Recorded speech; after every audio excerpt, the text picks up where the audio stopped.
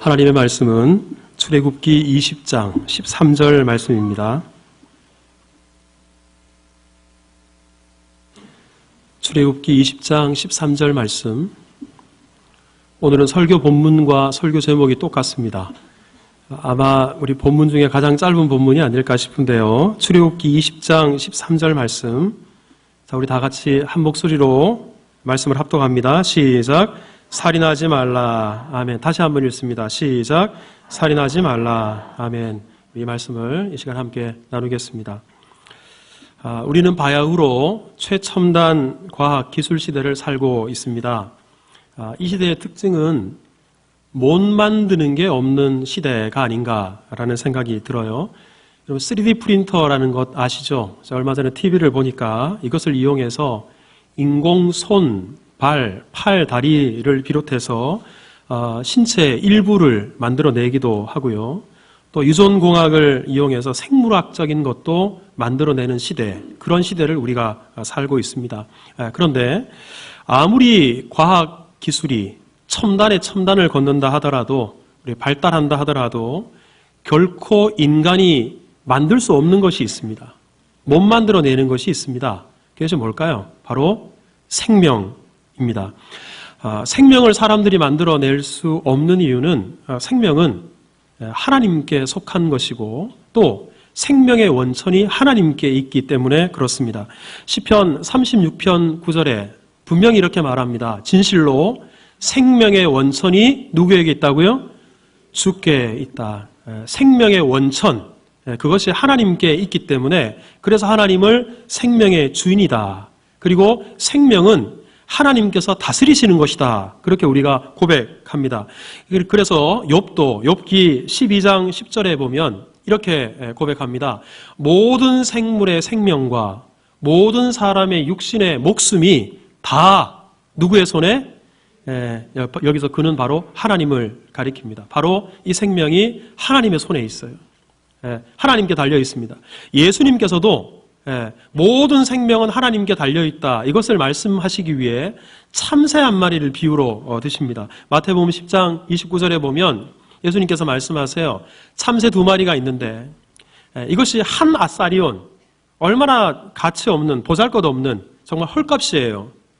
그런데 비싸지 않은 이 참새 한 마리조차도 생명의 주인 되신 하나님께서 허락하지 아니하시면 땅에 떨어지지 않는다. 참새의 생명도 하나님의 것이다. 하나님께서 주관하신다. 이것을 말씀하고 있습니다. 이렇게 생명은 하나님께로부터 말미암고 하나님께서 다스리시는 것이기에 우리는 결코 생명을 함부로 하면 안 돼요. 또 죽이는 것을 쉽게 생각하면 안 됩니다. 그렇다 그래서 하나님께서 모든 생명에 대해서 죽이지 말아라. 모든 생명에 대해서 살생하지 말아라. 그렇게 말씀하는 것은 아닙니다. 여러분, 우리가 알고 있듯이 몇몇 종교들은 살인하지 말라는 말을 넘어서 살생하지 말아라. 생명을 죽이는 것 자체, 살생을 죄라고 규정하지요. 하지만 성경은 살생까지는 이야기하지 않습니다. 거기에는 이유가 있어요. 창세기 9장 2절 이하에 보면 하나님께서 우리 사람에게 짐승과는 다른 그런 권한을 허락해 주셨습니다. 어떤 권한을 허락해 주셨냐면, 자, 같이 한번 읽어볼까요? 시작. 땅의 모든 짐승과 공중의 모든 새와 땅에 기는 모든 것과 바다의 모든 물고기가 너희를 두려워하며 너희를 무서워하리니 이것들은 너희의 손에 붙였음이라. 땅에 있는 모든 짐승들, 또 하늘에 있는 새, 땅에 기는 것들, 바닷속에 있는 생물들, 이런 것들을 사람에게 우리 손에 붙여주셨어요. 우리로 하여금 다스리게 하셨습니다. 그래서 이 다음 절 9장 3절 말씀에 하나님께서 이렇게 말씀하십니다. 모든 산 동물은 너희의 먹을 것이 될지라. 채소처럼 이것을 너희에게 주노라 그랬어요. 여러분, 우리가 이 동물을 먹으려면 동물을 죽여야 돼요. 짐승을 죽여야 됩니다. 그러니 우리의 생명을 유지하기 위해서, 배고픔을 우리가 해소하기 위해서 만물을 다스릴 수 있는 권한을 하나님께서 우리 인간에게 주셨는데, 그런 목적으로 짐승들의 목숨은 취할 수 있도록 하나님께서 허용하신 것입니다. 하지만 여기서 우리가 기억해야 될 것이 있어요. 그것은 뭐냐면 우리 인간에게 하나님께서 자유를 주실 때는 무한정 자유를 주시는 분이 아니십니다. 자유와 권한에는 언제나 하나님이 아니기에 우리에게는 하나님께서 정해놓으신 선이 있어요. 넘지 말아야 될 선이 있어요. 그 안에서 우리로 하여금 자유를 누리게 하십니다. 여러분, 에덴 동산에서 하나님께서 아담과 하와에게 말씀하시죠. 에덴 동산에 있는 모든 나무 열매는 다 따먹어도 된다. 자유예요. 사람에게 주신 권리예요. 하지만 사람은 하나님이 아니기에 하나님의 말씀에 순종해야 되고 하나님께서 정해놓으신 선이 있어요. 넘지 말아야 될 선이 있어요. 그게 뭐였냐면 선악을 알게 하는 나무의 열매만큼은 따먹어서는 안 된다. 그것을 하나님께서 정해놓으셨지요. 마찬가지로 우리로 하여금 모든 살아있는 동물, 짐승들을 잡아먹을 수 있어요. 자유를 주시고 고난을 주셨어요. 하지만 우리 사람은 하나님이 아니기에 피조물이기에 이 생명에 대해서도 넘지 말아야 될 선, 하나님께서 정해놓으신 선이 있습니다. 그 선이 바로 무엇인가? 그것은 바로 살인하지 말아라. 생명 중에서도 사람의 목숨만큼은, 사람의 생명만큼은 우리가 함부로 해서는 안 된다. 생명을 해쳐서는 안 된다. 생명을 죽여서는 안 된다. 그것을 말씀하고 있습니다. 그럼 그것이 바로 우리 주일 오전에 10계명 말씀을 나누고 있는데 제6계명, 살인하지 말라라는 이 계명의 핵심입니다. 근데 그러면 하나님께서는 왜 우리에게 사람의 목숨만큼은, 생명만큼은 죽이지 말아라, 함부로 하지 말아라, 왜 이렇게 말씀을 하셨을까? 거기에는 중요한 이유가 있어요. 두 가지 이유가 있습니다. 우리 첫째는 여러분 우리 앞서 짐승들, 모든 살아있는 동물들은 죽여서 우리가 먹을 수 있다라고 말씀했잖아요. 그게 창세기 9장 2절 3절 말씀이에요. 그 몇 절 밑을 보면 하나님께서 사람의 목숨은 해할 수 없는데 그 이유를 분명히 말씀하십니다. 창세기 9장 6절인데 대단히 중요한 말씀이에요. 같이 한번 읽어볼까요? 시작. 다른 사람의 피를 흘리면 피도 흘릴 것이니 이는 하나님이 자기 형상대로 사람을 지으셨습니다. 여기서 절대로 다른 사람의 피를 흘리면 안 돼요. 사람을 죽이면 안 돼요. 살인하면 안 돼요. 그 이유가 하나님이 사람만큼은, 짐승이 아니라 사람만큼은 하나님의 형상대로 지으셨기 때문이다. 그 이유를 이렇게 말씀합니다. 그런데도 우리가 사람을 죽이는 것은 곧 하나님의 형상을 파괴하는 거예요. 이것은 대단히 중대한 범죄가 됩니다. 하나님께서 이런 이유로 우리에게 사람을 죽일 수 없다. 죽여서는 안 된다. 그렇게 말씀하십니다. 또 한 가지 이유는 이것은 우리 신앙적인 측면입니다. 우리 믿는 사람에게 있어서 우리 인간의 몸은 어떤 의미가 있는가? 고린도전서 6장 19절에 성경이 이렇게 말씀합니다. 자, 같이 읽겠습니다. 시작. 너희 몸은 너희가 하나님께로부터 받은 바 너희 가운데 계신 성령의 전인 줄을 알지 못하느냐? 너희는 너희 자신의 것이 아니다. 성경은 우리 몸이 내 것이라, 나의 몸이라 그래서 이 몸이 내 것이 아니다라고 선언합니다. 우리 몸은 성령께서 거하시는 성령의 전이에요. 또 다른 성경에는 우리 몸을 아예 성전이다 그렇게 말씀합니다. 여러분, 성전은 더럽힐 수 없지요. 그래서 이 성전을 더럽히는 것만 해도 하나님께서 내버려 두지 않으시겠다, 멸하시겠다 말씀하셨어요. 하물며 성전을 더럽히는 것도 하나님께서 그렇게 심각하게 다루시는데 이 성전된 몸을 죽인다, 이 성전된 몸을 해친다, 이것은 있을 수 없는 것입니다. 그것이 내 몸이건 다른 사람의 몸이건 바로 너희는 너희 자신의 것이 아니다. 하나님의 소유권을 주장하세요. 그러기에 우리는 이런 신앙적인 의미, 영적인 의미를 생각해서도 결코 살인하는 죄, 이 죄를 범하지 말아야 되는 것입니다. 자, 그런데요, 사실 이 정도 이야기하면 오늘 6계명은 이야기를 다 한 게 아닌가, 말씀을 다 한 게 아닌가, 여러분들이 그렇게 생각할 수 있어요. 하지만 오늘 본문은 비록 짧을지라도 살인이라는 말이 두 글자예요. 그런데 이 살인이라는 말은 짧을지라도 우리가 이 살인에 대해서 단편적으로 간단하게 생각하면 안 돼요. 왜냐 그러면 이 세상에는 참으로 다양한 종류의 살인이 있기 때문에 그렇습니다. 한번 생각해 보세요. 사람을 죽였는데 고의로 사람을 죽일 수도 있고 실수로 사람을 죽일 수도 있는 것입니다. 다른 사람에 대한 분노와 미움의 감정 때문에 죽일 수도 있지만 때로는 그런 감정 없이 나를 방어하기 위해서 또는 전쟁터에 죽여야 되는 어쩔 수 없는 상황들도 우리 가운데 있는 거예요. 예를 들면 여러분 우리 근대 역사 속에 안중근 의사를 여러분들이 잘 아실 것입니다. 하얼빈역에서 일본의 이토 히로부미를 저격했죠. 죽였습니다. 이것에 대해서 일본 사람들은 이토 히로부미를 죽인 안중근 의사를 살인자다라고 정죄하고 규정하고 처형했어요. 사람을 죽였다고 말하는 것입니다. 하지만 우리나라 사람들은 안중근 의사를 살인자라고 말하지 않습니다.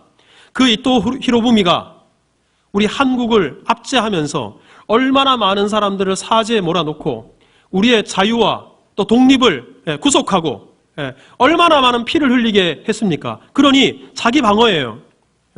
우리나라와 조국과 민족을 위해서 우리의 생존을 위해서 이것은 당연히 해야 되는 일이다라고 여겼던 것이죠. 그러기에 우리나라 사람들은 안중근 이름 뒤에 의사라는 말을 쓰고 독립투사라고 말을 합니다. 살인자라고 말하지 않는 거예요. 살인의 의미가 이렇게 단순하지 않다는 것입니다. 그러면 오늘 성경에서 살인하지 말아라 하나님께서 말씀하시는데 어디까지가 살인인가? 그리고 오늘 본문이 말씀하는 이 살인하지 말아라 라는 말씀의 범위는 어디까지일까요? 이것을 우리가 생각하는 것은 의미가 있다고 생각합니다. 여러분 우리가 이것을 이해하기 위해서는 오늘 본문에 하나님께서 살인하지 말라 이렇게 말씀하셨는데 이 살인이 어떤 살인을 의미하는가 이것을 우리가 생각해야 됩니다.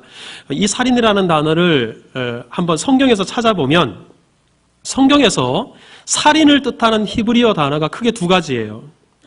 하나는 라사라는 단어가 있고요. 또 하나는 하락이라는 단어가 있어요. 근데 이 두 가지 의미가 똑같이 사람을 죽일 때 쓰는 말이지만 의미는 완전히 달라요. 앞서 말씀드린 라사라는 단어는 불법적으로 사람을 죽이는 거예요.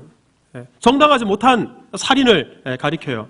하지만 하락이라는 경우는 합법적인 살인을 이야기할 때 하락이라는 단어를 씁니다. 가령 이렇습니다. 하나님께서 어떤 사람이 범죄했어요. 근데 그 범죄가 정말 사형에 해당되는 죄예요. 그때 하나님께서 사람을 죽이십니다.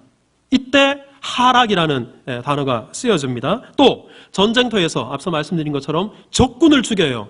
이때도 하락이라는 단어가 사용되고요. 또 어떤 죄인 사형을 집행할 때 이때도 역시 하락이라는 단어가 쓰여집니다. 하지만 오늘 본문에서 살인하지 말아라 이때 사용된 단어는 라사라는 단어예요. 합법적이지 않은 정당하지 않은 그런 살인을 규정하는 그런 말씀입니다. 그러면 성경에서 말하는 합법적이지 못한 살인 그리고 하나님께서 허용하지 않는 그런 살인 그런 살인 행위에는 어떤 것이 있을까? 여기도 종류가 대단히 많습니다. 이것을 일일이 다 말씀드릴 수는 없어요. 하지만 대표적인 것 몇 가지만 말씀을 드리면 자 우리 먼저 첫 번째는 저를 한번 따라서 해보세요. 고의적인 살인. 고의적인 살인이 여기에 해당됩니다. 계획적인 살인도 여기 들어가게 돼요. 우리 성경에서는 고의적으로 사람을 죽인다. 그래서 앞글자만 따서 고살자다. 이렇게 성경에서는 말하고 있는데 성경 속에서도 이렇게 고의적으로 계획적으로 사람을 죽이는 사례들이 여러 군데 있어요. 그 중에 열왕기상을 보면 아합이라는 왕이 있습니다. 이 왕이 어느 날 주변을 이렇게 둘러보니까 나봇이라는 사람의 포도원이 마음에 들었어요. 그래서 저 포도원에 포도나무를 다 뽑아버리고 거기다가 채소를 갖고 와서 채소밭 만들면 좋겠다 이런 생각을 했습니다. 그래서 나봇에게 너 그 포도원 나한테 팔아라 그랬습니다. 그런데 이 나봇이 왕의 명령인데도 거절했어요. 팔 수 없습니다. 그랬습니다. 나봇이 이렇게 팔 수 없다고 말한 이유는 이스라엘 사람들에게 있어서 이 땅의 의미는 사고 팔 수 있는 게 아니에요. 하나님께서 그 가문에 기업으로 주신 거예요. 왕의 말보다 하나님의 말씀이 앞서고 왕의 말에 순종하는 것보다 하나님 말씀에 순종하는 것이 더 중요하기에 나봇은 왕의 명령이지만 거절했던 것입니다. 하지만 아합은 자기 말에 왕명을 어긴 이 나봇 견딜 수 없었어요. 마음속에 분노가 치밀어 올랐습니다. 그리고 욕심이 이게 지지를 않는 거예요. 나봇에 대한 미움이 극에 달하게 되었습니다. 이때 아합이 어떤 일을 꾸미냐 그러면 열왕기상 21장 10절 이하를 보면 불량배 두 사람을 세웁니다. 그 사람들 사이에 소문을 퍼뜨려요. 어떻게 소문을 퍼뜨리냐 그러면 이 나봇이라는 사람이 하나님을 저주했다. 왕을 저주했다. 이런 소문을 퍼뜨려요. 그리고는 나중에 이런 소문이 퍼지니까 나봇을 끌고 왔어요. 그럼 이 불량배들이 증인이 돼서 내가 들었다. 저 나봇이 분명히 하나님을 저주하고 왕을 저주했다. 여러분 하나님을 저주하고 왕을 저주하고 율법에 이런 사람은 돌로 쳐서 처형하게 돼 있습니다. 이 율법에 따라서 이 아합이 꾸며놓은 계략에 따라 나봇은 실제로 돌에 맞아서 죽게 됩니다. 여러분 사람들은 깜빡 속아 넘어갔을지 모르겠어요. 하지만 하나님께서는 다 아시죠. 그리고 누가 보더라도 이것은 고의적으로 계획적으로 억울한 누명을 씌워서 그 땅을 빼앗기 위해서 나봇을 죽인 명백한 살인 행위가 되는 것입니다. 여러분 이것이 바로 고의적인 살인, 계획적인 살인이 되겠죠. 우리 또 한 가지는 자 한번 따라해 보세요. 충동적인 살인. 여러분 성경 속에 최초의 살인이 기록된 것이 창세기 4장입니다. 우리 내용을 잘 알 거예요. 아담의 아들이었던 가인과 아벨이 하나님께 제사를 드립니다. 그런데 하나님께서 동생 아벨의 제사는 받으셨어요. 하지만 가인의 제사는 받지 않으셨습니다. 자, 가인이 자기 제사를 하나님께서 받지 않으시니까 창세기 4장 5절에 보면 몹시 분노합니다. 안색이 변합니다. 그리고는 그 다음에 가인이 그의 아우 아벨에게 아벨을 쳐서 죽여버려요. 분노의 감정, 그 미움의 감정, 이 끓어오르는 감정을 다스리지 못하고 결국 형제를 죽이는 데까지 이르게 된 것이죠.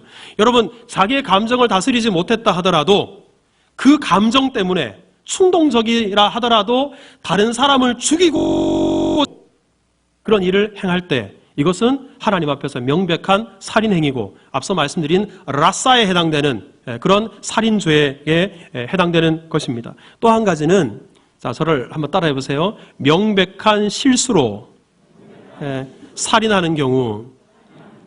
여러분 이것은 무슨 말인가? 사실 우리가 의도하지 않았는데 실수로 사람을 죽이게 되는 경우가 있어요. 근데 실수로 사람을 죽이게 되는 경우 중에도 명백하게 충분히 막을 수 있는데도 사람을 물론 실수지만 죽이게 되는 경우가 있어요. 하나님께서 이것도 라싸에 해당된다고 말씀합니다. 이런 경우에 우리 성경에 보면 좋은 예가 하나 있어요. 출애굽기 21장 28절 이하를 보면 자 여기 한번 볼까요? 어떤 사람이 소를 키웠어요. 근데 그 소가 사람을 들이받았어요. 그래서 그 소가 들이받으니까 사람이 죽었습니다. 자 이때 어떻게 해야 되는가? 그 소는 사람을 죽인 소는 반드시 어떻게 해요? 돌로 쳐서 죽여요. 그리고 사람을 죽인 소는 먹지도 못하게 했습니다. 아까워라 이게 아니라 이것은 그 심판의 의미가 있어요. 그 소는 먹지도 못하게 만들었습니다. 하지만 보세요. 맨 끝부분에 보면 그 소의 주인 임자는 형벌을 면하거니와 여러분 이 소가 갑자기 사람을 들이받은 거예요. 주인이 어떻게 할 수가 없어요. 그래서 이런 경우에는 임자가 형벌을 면한다 그랬어요. 근데 여기서 끝이 아니고 그 다음 절이 중요합니다. 그 다음 절에 하나님께서 하나 정해놓으신 것이 있어요. 자, 같이 한번 읽어볼까요? 시작. 소가 본래 받는 버릇이 있고 그 임자는 그로 말미암아 경고를 받았으되 단속하지 아니하며 남녀를 막론하고 받아 죽이면 그 소는 돌로 쳐 죽일 것이요 임자도 죽일 것이며 이 소가 평소에 다른 사람에 대해서 대단히 공격적이에요.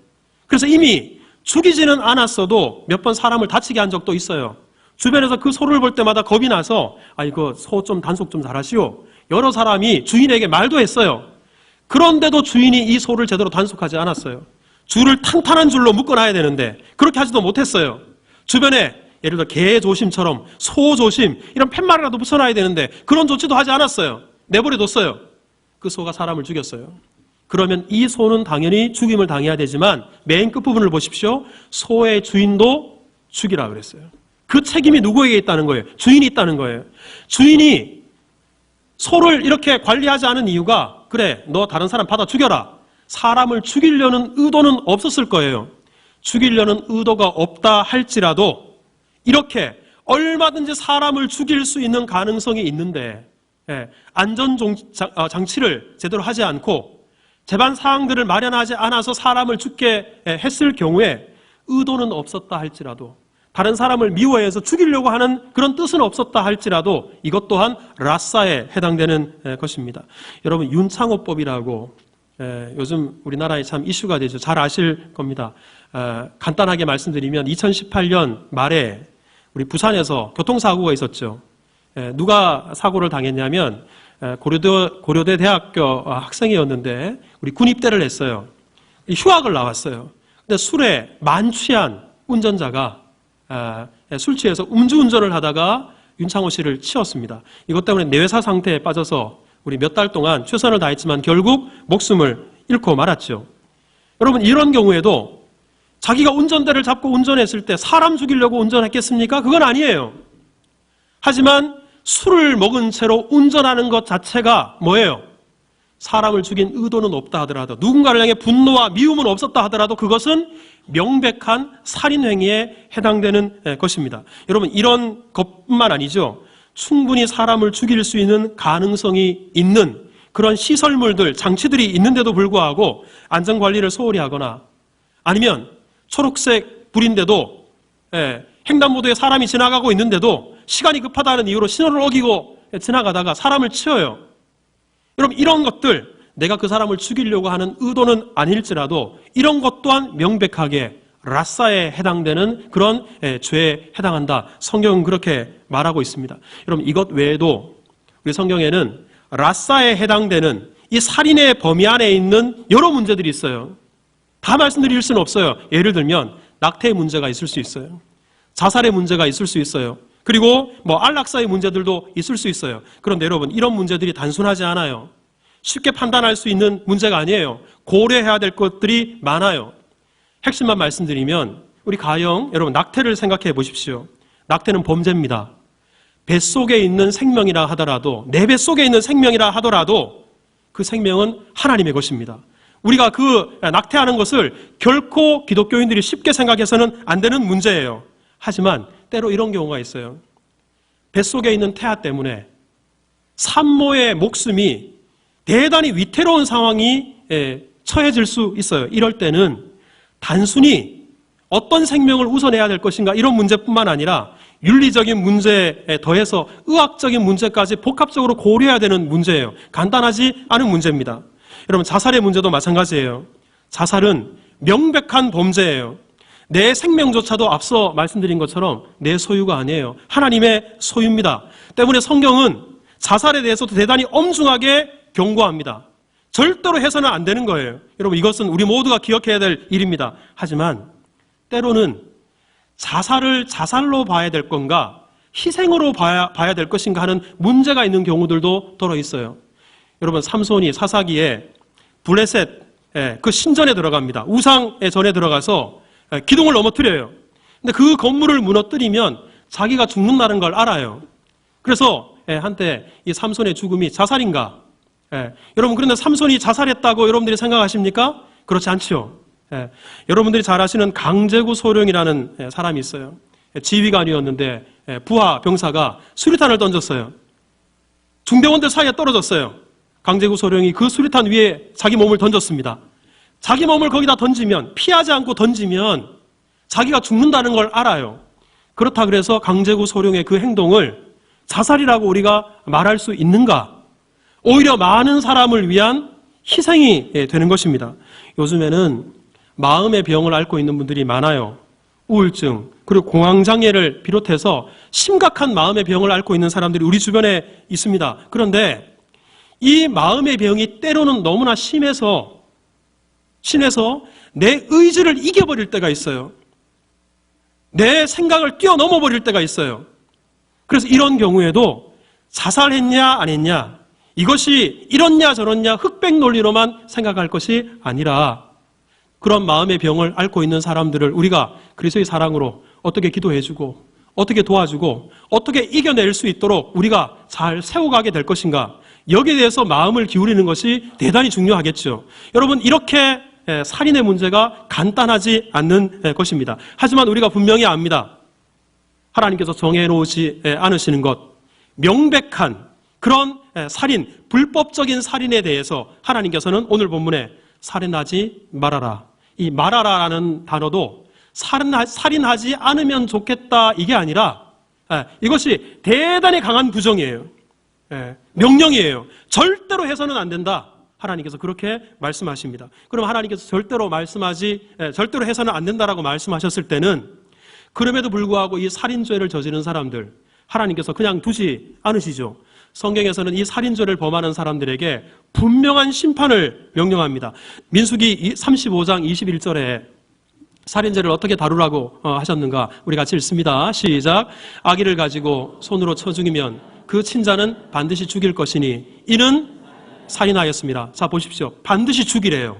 그리고 그 옆에 보면 살인했기 때문에 살인에 대해서 하나님께서는 대단히 무겁게 그리고 가장 끝에 있는 심판을 형벌로 명령하십니다. 열왕기상 21장 19절에도 보면 앞서 나봇을 죽인 아합에 대해서 말씀했는데 이 아합에 대해서 하나님이 어떻게 심판을 하셨는가? 나봇이 돌에 맞아서 죽었어요. 억울하게 죽었어요. 하나님의 심판은 개들이 그 죽은 나봇의 피를 핥은 곳에서 너의 몸의 피도 핥게 될 것이다. 엄중한 심판을 하나님께서 말씀하십니다. 창세기 14장 11절에도 보면 가인이 아벨을 죽였어요. 가인을 향해서 뭐라고 말씀하셨습니까? 내가 땅에서 저주를 받을 것이다. 이 살인에 대해서 저주를 명령하십니다. 여러분, 요한계시록 21장 8절 이하에는 지옥불에 떨어지는 사람, 불과 유황에 던져지는 사람, 그리고 둘째 사망에 떨어지는 사람들 목록을 말씀해요. 믿지 아니하는 자들, 흉악한 자들, 살인자들. 물론 여러분, 이 말씀을 가지고 살인하면 무조건 지옥 간다. 우리가 이렇게 이 말씀을 받아들이는 것이 아니라 하나님을 두려워하지 않고 생명의 주인이 하나님이신 것을 인정하지 않는 하나님의 형상을 우습게 여기는 사람들이 바로 이런 죄에 빠지게 되는 것이고, 그리고 그것에 대해서 하나님께서 이렇게 엄중하게 심판을 말씀하는 것입니다. 근데 여러분, 이 명절 연휴 끝날에 오늘 빈자리가 많을 줄 알았는데 1부, 2부, 3부 예배 우리 많이 오셔서 예배 드립니다. 이렇게 예배 드리는데 갑자기 살인하지 말아라.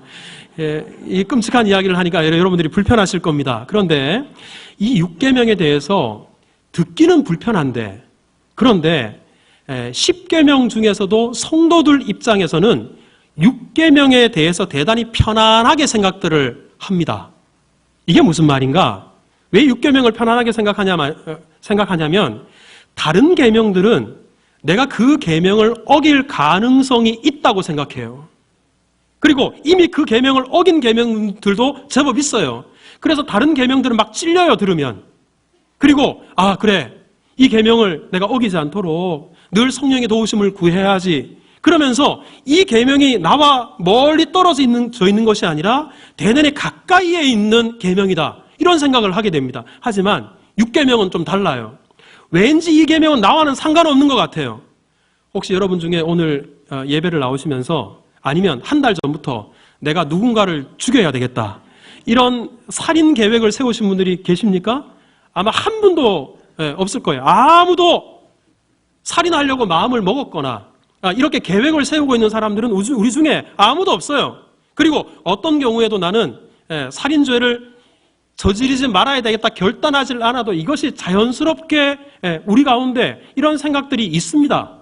그러니 나와는 좀 관계없는 계명인 것 같아요. 그래서 듣기는 불편해도 그래도 이 계명이 다른 계명에 비하면 편안한 계명으로 느껴지는 것입니다. 하지만 정말 이 계명이 6계명이 우리에게 편안한 계명일까?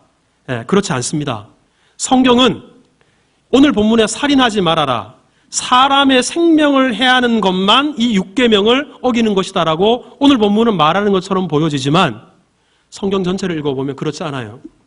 이 살인하지 말라라는 이 계명을 성도들이 받아들일 때 좁게 해석해서는 안 된다. 오히려 이 폭을 대단히 넓게 해서 이 계명을 받아들여야 된다. 성경은 그렇게 말합니다. 특별히 예수님께서 그렇게 말씀하셨어요.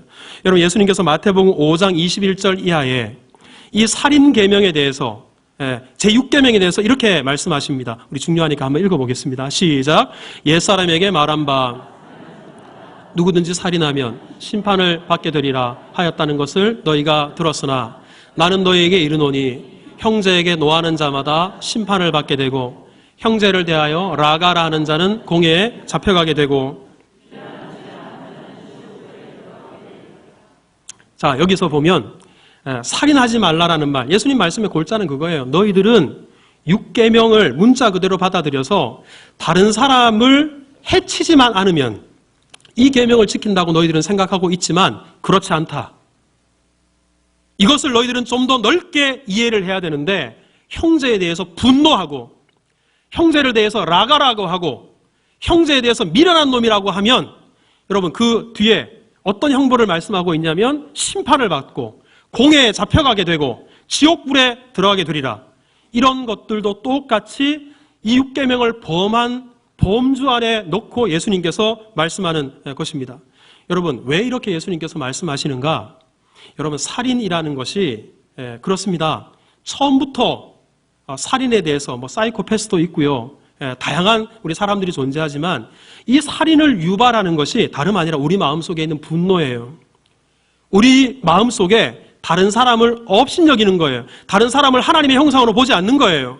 그리고 또한 우리 마음속에 있는 미움을 다스리지 못하는 거예요. 그리고 다른 사람 없으면 내가 행복해질 거라고 생각하는 거예요.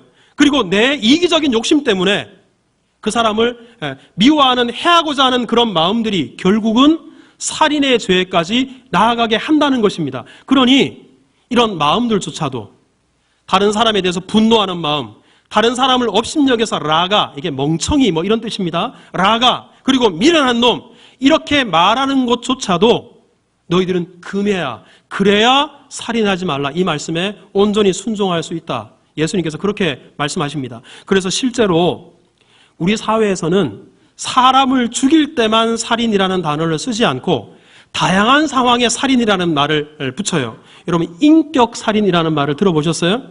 어떤 사람을 무시해요. 깔아뭉개요. 사람 취급하지 않아요. 그럴 때 인격 살인이라 그래요. 언어폭력, 언어살인이라고 들어보셨어요? 예, 말로, 우리 성경에도 그렇죠. 이 말이 마치 독 묻은 화살과 같다. 칼과 같다. 말로 사람을 찌르는 거예요.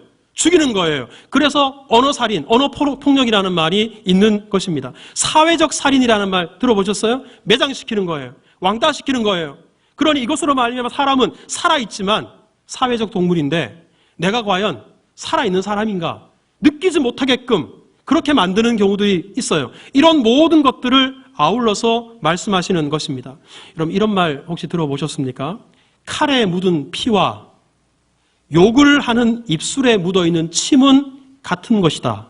근데 이 말을 음미해 보면 정말 그래요. 사람을 죽일 때 그 칼에 피가 묻죠. 하지만 동시에 다른 사람을 저주하고 다른 사람을 욕하고 다른 사람을 비하할 때 우리 혀에 묻는 침도 사실 그 피와 다를 바가 없다라는 것입니다. 그래서 요한일서 3장 15절에 요한 사도가 이렇게 말합니다. 우리 같이 읽겠습니다. 시작. 그 형제를 미워하는 자마다 살인하는 자마다 영생이 그 속에 거하지 아니하는 것을 너희가 아는 바라. 여기서 분명히 선언해요. 형제를 미워하는 자마다. 너무 미워서 그 사람만 생각하면 분노가 치밀어 올라요. 차라리 그 사람 없었으면 좋겠다. 없으면 내가 행복해지겠다. 이런 마음을 가지고 살아가는 것 자체가 바로 살인하는 것과 똑같고 이런 살인하는 자에게 영생이 그 속에 있을 수 없다. 성경이 우리에게 이렇게 말씀하는 것입니다. 사랑하는 성도 여러분, 이런 이유로 예수님께서는 이렇게 형제에 대해서 라가라고 미련한 사람이라고 그리고 분노하는 것 이것을 경계하고 바로 그 다음 절에 어떻게 말씀하셨냐 그러면 혹시나 하나님 앞에 제사하러 왔다가 예물 드리러 왔다가 형제에게 원망 들을 만한 일 아직도 풀리지 않아서 분노가 있고 미움이 있을 때 그때는 예배 드리는 것 중단하고 예물 드리는 것 중단하고 먼저 형제에게 찾아가라 그랬어요. 그리고 형제와 화해하라 그랬어요. 여러분 예전에 전쟁 중에 있는 군인들도 연회장에 들어갈 때는 총과 칼을 풀어놓고 들어갔어요. 그런데 우리가 하나님 앞에 예배하러 나오면서 누군가를 향한 분노, 미움, 그리고 다른 사람을 향한 이기적인 욕심, 이런 마음을 가지고 그것을 그대로 끌어안고 이런 마음으로 하나님 앞에 나와 예배하는 것, 이 예배를 하나님께서 기뻐하지 않으신다는 사실입니다. 사랑하는 성도 여러분, 2000년 전에 예수님께서 십자가에 못 박혀 죽으셨어요. 근데 사실 예수님은 십자가에 못 박혀 죽으시지 않으시고 풀려날 수 있는 기회가 있었습니다. 바로 유월절에 죄수 한 사람을 풀어주는 관례가 있었어요. 근데 그때 예수님 대신에 누가 풀려났는지 아십니까? 바라바라는 사람이 풀려났어요. 근데 이 사람에 대해서 성경은 살인자였다 그랬어요. 살인죄를 저질렀던 바라바는 오히려 풀어주고 아무런 죄가 없는 예수님께서 십자가에 못 박혀 죽으셨어요. 예수님은 살인자를 대신해서 죽으신 겁니다. 그런데 여러분, 예수님께서 바라바 그 한 사람만 대신해서 죽으셨습니까? 아니에요. 끊임없이 누구를 향해서 분노하고 다른 사람을 향해서 미워하는 마음, 이기적인 욕심들, 이런 마음으로 다른 사람을 업신여기고, 그 사람도 하나님의 형상인데, 그런데 그 하나님의 형상을 사랑하지 못하고 존중하지 못하는 우리의 연약함, 이 모든 죄를 예수님이 대신 지고 십자가에 못 박혀 죽으셨어요. 십자가에서 희생하셨어요. 그 희생을 통해서 우리에게 예수님께서 원하십니다. 너희들 또한 그 추악한 죄 내가 다 대신 지고 죄를 죄대로 심판하지 아니하시고 오히려 내가 용서하고 십자가에서 그 모든 죄를 대신 졌기에 너희들 또한 이 십자가의 은혜와 사랑을 기억한다면 총과 칼을 가슴에 끌어안고 예배 자리에 나와 있지 말고 오히려 예수님의 마음을 품고 예수님을 향해 희롱하고 침을 뱉고 뺨을 치는 사람들일지라도 그들을 위해서 기도하셨던 그 주님의 마음을 품는 것, 이것이야말로 오늘 본문에 살인하지 말라 이 말씀에 순종하는 것이요, 그리고 이것이야말로 더 이상 복수와 그리고 미움과 분노를 종식할 수 있는 그런 하나님의 은혜가 세워지는 놀라운 길이다. 예수님께서 십자가를 통해서 우리에게 분명히 보여주십니다. 우리 힘으로 할 수 없을지라도 성령께서 우리 모두의 마음을 주장하시고 심령을 주장하사 우리 속에 미움과 분노와 이런 욕심들을 버리고 예수님의 마음을 품을 수 있기를 바랍니다. 저를 한번 따라 하겠습니다. 용서하며 삽시다. 사랑하며 삽시다. 예수님처럼 삽시다. 성령께서 우리 모두에게 그런 은혜 주시기를 주님의 이름으로 축복합니다.